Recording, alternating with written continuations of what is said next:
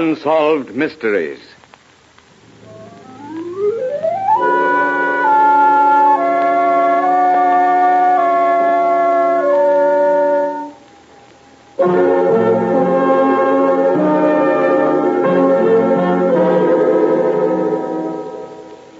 Out of deference to persons who may still be living, character names in some of these true unsolved mysteries have been changed. Dr. Jekyll and Mr. Hyde, a remarkable and somewhat ghastly piece of fiction written by the famous Robert Louis Stevenson. Fantastic but utterly impossible, you say. Fantastic, yes. Ghastly, yes. But impossible?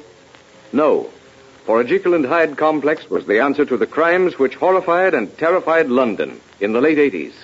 The famous Jack the Ripper murders.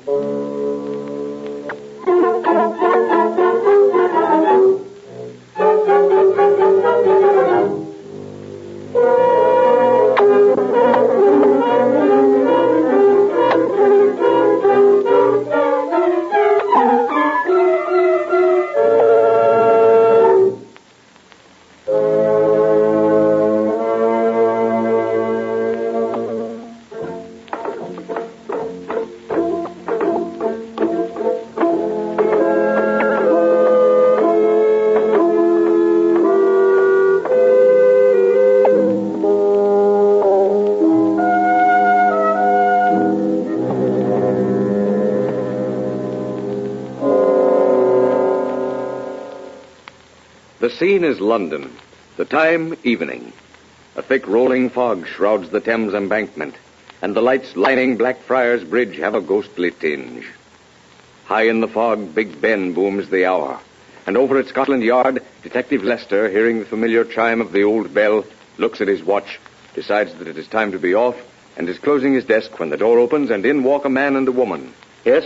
What can I do for you? My name's Weiss, James Weiss, and yes, this is my wife. I'm delighted to meet you. Won't you sit down? Thank you, sir, but you see... I made James come and see you. Yes? James had a dream. Yes, one does have dreams occasionally. But are you quite certain you came to the right place? This is Scotland Yard. Oh, yes, this is the right place. Tell them about your dream, James. Last night it was, sir. I wakened and told my wife. I saw a murder committed. You what? In my dream, I mean. Oh, I see. Well, I admit that's rather a horrible dream, but... But it was too real. In Spitzfield it was. I could see the woman walking along, and I could see the man following her. I tried to warn her. I tried as hard as I could. It was ghastly. To watch her just walking along like everything was all right, and him creeping up behind her, and me trying to cry out and couldn't. And then he killed her. She didn't have a chance, not even a chance to scream. Wait, you'll have me turning out the yard. You're so realistic. You'll have me believing that it happened instead of being just a dream. But that's just it. When James dreams things like that, they have happened. But this time James must be wrong. Because, you see, we haven't found any murdered women in London, let alone Spitzfield. I told you they wouldn't listen, Margaret. Let's get going. I don't wish to appear unappreciative, but you realize, don't you, that I can't do anything? After all, what would my superiors say if I arrested someone because of a dream? Yes, I understand. Sorry to have taken up your time. Good night, madam. Good night. Next morning, Detective Inspector Lester walks into his office at Scotland Yard. He hangs up his hat and coat, seats himself at his desk, lifts up the morning report and starts to read. Suddenly he stops. His eyes start from his head. He reads again, then turns stuttering to his secretary. What is this, a joke? A joke, sir? What? Report of a woman found murdered in Spitzfield. Well, there's nothing to joke about there, sir. She was a horrible sight. Ripped to pieces, sir. Never even had a chance to cry out. But it's impossible. Impossible, sir? What's impossible about it, sir? The body's in the morgue if you want to go and look at it. Although I don't advise it, sir. It's a messy one, and I've seen lots of them. Who investigated? Brown, sir. Get him in. Yes, sir. What time was she found? 3:00. You wanted me, sir? Any progress on this murder in Spitzfield, Brown? Not yet, sir. Know who she is or was? Oh, yes. Just one of the many women around that neighborhood at that time of night. No motive, then, so far? No, there isn't a clue as to who could have murdered her. Not a thing. Nobody heard a scream, although I don't think she had a chance to scream. All right, Brown. Get hold of McCarthy and have him search London until he finds a chap by the name of James Weiss and his wife, Margaret. I want them here. I want them as quickly as you can find them. Yes, sir. But James Weiss and his wife, Margaret, were not to be found. And the body lying in the morgue was not the only one Scotland Yard was to view in the following months. London was in a state of panic. Hardly a week passed that a woman was not found brutally and horribly murdered. The newspapers called the unknown fiend Jack the Ripper, and women were advised not to walk alone after dark in the Whitechapel district, where the majority of the crimes were committed. But one day, all unmindful of the police search for him, James Weiss and his wife returned from their trip to the continent, board a bus at Notting Hill in the very heart of London. Piper, Piper, sir! London door, John Piper! Fares, please. Step forward in the bus, please. Fares, please. Tuppence to Marble Arch, sir. Yes, sir. Why, what's the matter, James? You look ill. I've got that feeling I had that night I had the dream. What do you mean? The man I saw kill the woman. He's on the bus. Oh. I know it. I feel it. Look around. Get a grip on yourself. In the opposite corner. He's getting off. Quick, James. Quick, follow him. But the stranger got into a cab and was driven off. Weiss appealed to a policeman who only laughed at him when he asked for the stranger's arrest. That night, another Jack the Ripper murder. And in the morning's papers, Weiss reads that the police are looking for him. Before London is astir, Weiss is at Scotland Yard, and the inspector and 2 sergeants take the clairvoyant to the scene of the latest killing. Now, Mr. Weiss, this is where the murder was committed. Do you... Look at him. Quiet. He's going into a trance. He's staring off into space. He's starting to walk. Through the maze of London's streets walks the strange group. Mile after mile, Weiss follows the psychic trail, never hesitating until they reach the West End. Then, outside an imposing house, Weiss stops, staggers. His glazed eyes turn imploringly to the inspector as again he staggers and almost falls to the ground. Look out there. Catch him. What's the matter? Are you all right? In there, in that house, the murderer, the man you want, Jack the Ripper. All right, boys. We'll take a chance. Be ready for fireworks. Maybe we're on a wild goose chase. Does seem kind of... Someone's coming. Yes, gentlemen. We're police officers. We wish to search this house. Come in.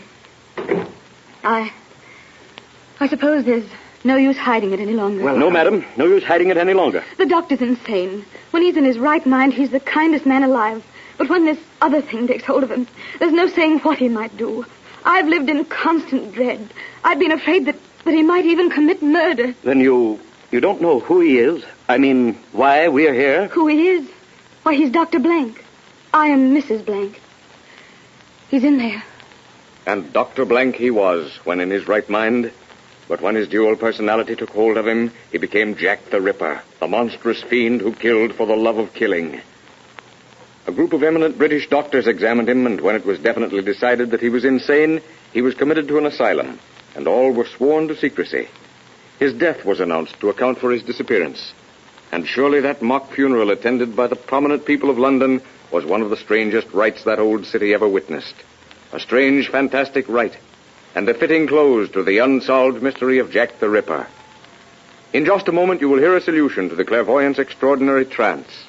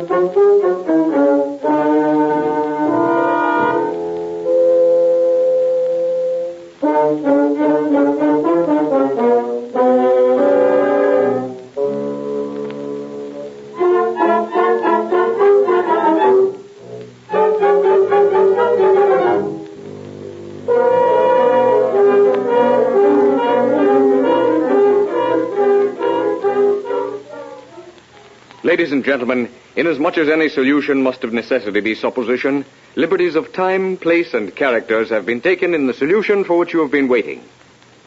It is many years after the famous Jack the Ripper murders, and Detective Inspector Lester is discussing the Ripper case with a well-known London editor, now dead. You see, Tom, the Ripper case isn't the only case where we've had the Yard used a clairvoyant, and this clairvoyant has helped us out when we couldn't find a starting place.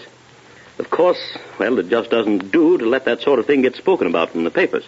What other case can you tell me of? Well, there was the Crumbles case. We were at a dead end.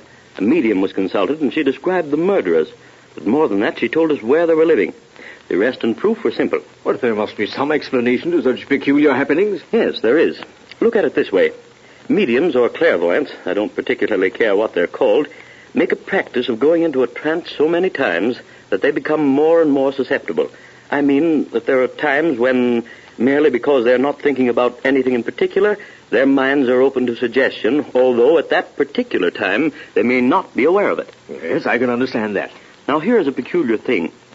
What emotion, next to an effort to save one's life, do you think is uppermost in 9 persons out of 10 who are murdered? Why, I never gave that a thought. What is? An overpowering desire to have the police know who killed them.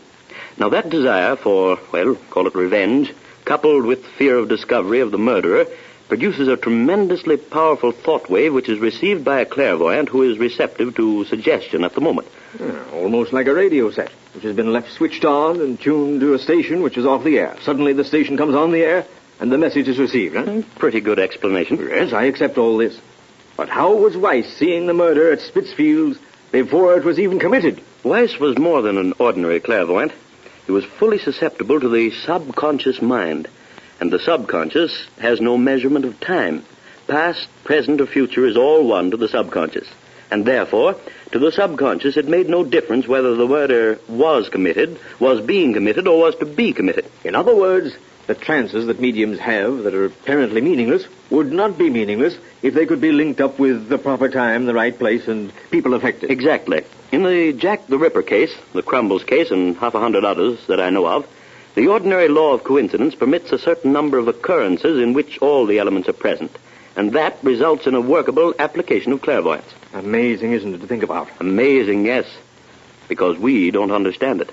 But someday... Yes? Someday, when the police of the world wake up to the value of this study, catching criminals will be a simple matter. But when that day comes, criminals will be few and far between. Why? Because criminals, too, will be able to see and to know what awaits them. If not in this world, then in the next.